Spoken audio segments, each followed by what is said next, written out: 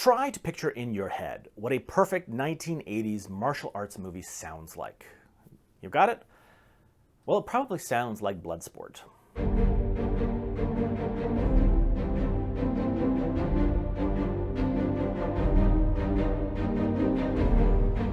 Welcome to Popcorn and Vinyl, the show discussing film, film scores, and vinyl. Bloodsport is 90 minutes of plotless martial arts action movie cliché with classic tropes being recycled and endless montages. It's perfect. I watch this movie at least once a year. It's a nice action movie where I could turn my brain off, watch Jean Claude Van Damme at his peak.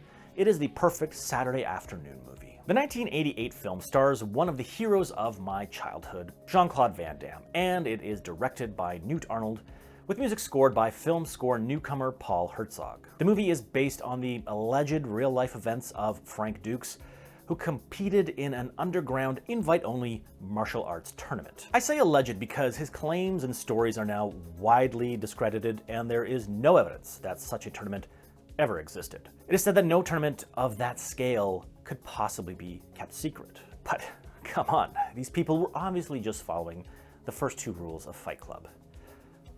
I've said too much. But you can go down the rabbit hole reading up on Frank Dux' life. Some suggest he is just a con man and his claims are all fabrications. A story in the LA Times details how when he was questioned about the sword that he won at the tournament, he stated that he no longer had it because he sold it in a failed attempt to buy the freedom of a boat of orphans that he later rescued from pirates. He also stopped an assassination attempt of Steven Seagal, worked in the CIA. Look, after you're done here, I suggest you waste the next 2 hours of your life reading up about the incredible, totally real life of Frank Dux. Whether it's real or not doesn't take away from this being a highly entertaining film. It has some really great cinematography. You know, this movie is not the type that you have to worry about sending out for your consideration packages for awards season. The acting is awful, which is strange because it is also incredible. Parts of this movie seem like it has really bad ADR, almost like it's been dubbed from another language. Some scenes are worse than others. But I love the imperfections and grain in this movie. It has so many flaws, but so much character and charm. Much like vinyl. For this film, Waxwork Records released an absolutely beautiful, expanded and remastered soundtrack package. And they are repressing it again. So if you missed out the first time, you need to roundhouse kick a copy into your shopping cart immediately. That first pressing features a double LP pressed onto red and gold kumite colored vinyl. The record features newly created artwork by Vance Kelly, which is absolutely stunning. The front cover features a badass image of Van Damme, the back cover featuring a gorgeous image of all the key characters and scoreboard and track list. The center gatefold is equally stunning with this brilliant shot of Chong Li fighting Frank Dux. An included insert includes liner notes by composer Paul Hertzog detailing the experience of scoring this low-budget production. The remastered score is such a treat to listen to, with a mixture of synth, improvisational melodies, Chinese harps, and of course that lovely flute.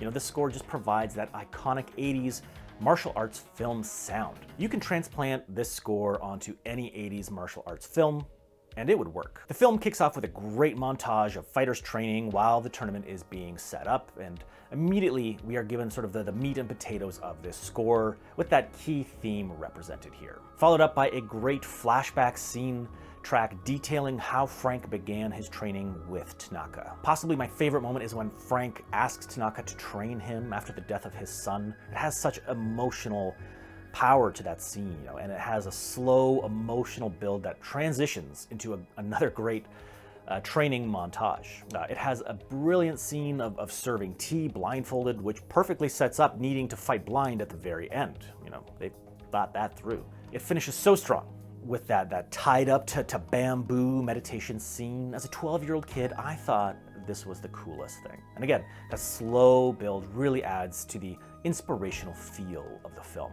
The walled city has such a great dark and brooding vibe, you know, very much a dark underworld feel to it, as a tournament like this should. The first day track features another montage of different bouts Frank fights in, and then we get to one of the greatest inspirational 80s fighting tracks, Fight to Survive. There are a lot of films where I could happily leave out title tracks and songs produced for the film, but this case, the Stan Bush tracks were absolutely necessary. The song is so intertwined in the score, it is used throughout the film as the main theme.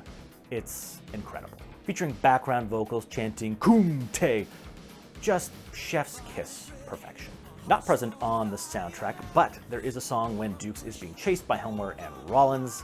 It's a light, slow 80s tune. It gives the whole chase a very different feel. Not quite comedic, but playful at times. And you know, Dukes is smiling, really toying with them. It's just a nice emotional reset in the film, but I understand why it was left off the soundtrack. Morning After, with a similar sort of emotional reset. You know, we open to this great view of Hong Kong, panning over to some quality JCVD butt. You know, it's a slow, gentle moment that actually is a nice break in the score, showcasing a tender melody, but we soon kind of get back to the same old action very quickly. We then hit the emotional crux of the film with the crippling injury of Dukes' longtime friend of 2 days. That leads into one of the best post-tragedy, thinking about my future, thinking about my friend, contemplative montage, featuring travel on public transportation, visions of the bad guy, looking over a cityscape, and some sunrise-oiled yoga, all to the tune of On My Own. You can't get better 80s movie moments than that. And you know, they had this brotherhood with Jackson just so established, you know. He said, "I love you, my friend," despite knowing each other for 5 minutes. More fighting montages ensue while building tension to the final battle with Chong Li.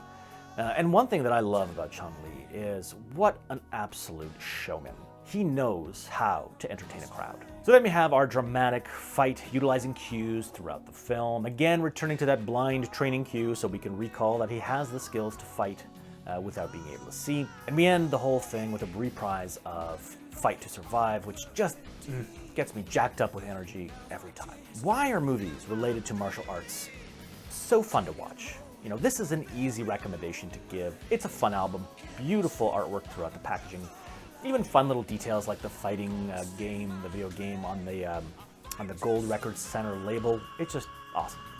And when it's re-released, do not sleep on this one. It will get sold out. I'll end with some fun facts. Mortal Kombat was loosely based on this film, and Johnny Cage was based on Van Damme. And Frank Dukes was born in Toronto, Canada. So, this is the story of an American, Canadian-born military officer played by a Belgian actor fighting in Hong Kong, and makes total sense. This whole story is just weird. What an interesting guy. Considering all of that, the renewed interest in martial arts thanks to Cobra Kai, popularity of the UFC, I think this movie is absolutely ripe for a reboot, even though it was perfect. You know, make Frank train the next Kumite fighter who will fight Chong Li's son. I'm not saying it will be original or good.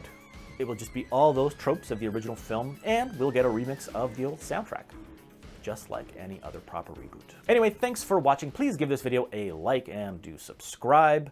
And I would love to know in the comments what other 80s martial arts film needs a soundtrack pressing or repressing. Thanks again for watching, and we'll see you next time.